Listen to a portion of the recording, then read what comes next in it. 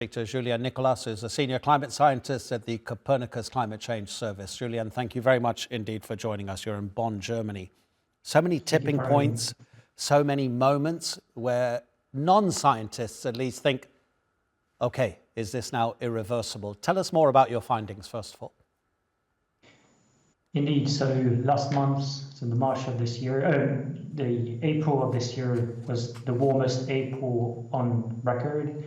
And it's the 11th month in a row that the month is the warmest month compared to the same month in all previous years. So that's a streak of records that started in June last year, and that is continuing as we speak.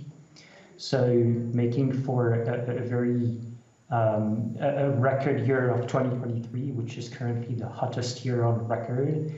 And as I said, the streak of global temperature record is continuing. So this is part of a long-term trend, a long-term warming trend related to the effect of the buildup of greenhouse gases in the atmosphere. But there is also a big part of what happened in the past few months has been this record level of ocean surface temperature in many parts of the ocean.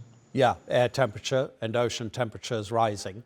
I presume that a lot of these rises were baked in, for want of a better expression, talking about global heating, were baked in because of the emissions that were being produced maybe 10 years ago or so.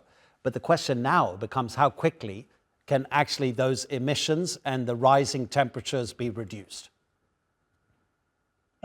Absolutely. Whether the trend can be reversed, I think it really depends on what happens to those global emissions and whether we can curb them and cut them and by as much and how quickly we can do this. But it will take some time. I think this is not the effect of those reductions will be felt over many decades. In the shorter term, I think part of what explained the record level of temperature that we've seen in the past few months has been this El Nino phenomenon in the equatorial Pacific. So this is these warmer than average temperature at the surface of the oceans that tends to give a boost to the global temperature on top of this long-term warming trend. And at the moment, so the El Nino event that started developing about a year ago is coming to an end, and we are transitioning toward possibly a La Nina event toward the end of the year based on the forecast, but it's still uncertain at this stage. But this El Nino event is coming to an end, so that might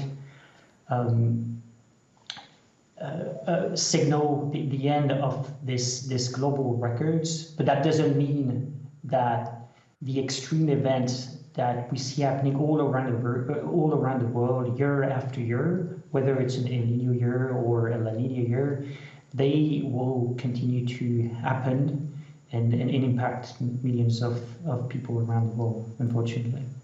Unfortunately is the right word to end there, Julien. Thank you so much indeed for your time. Julien Nicolas.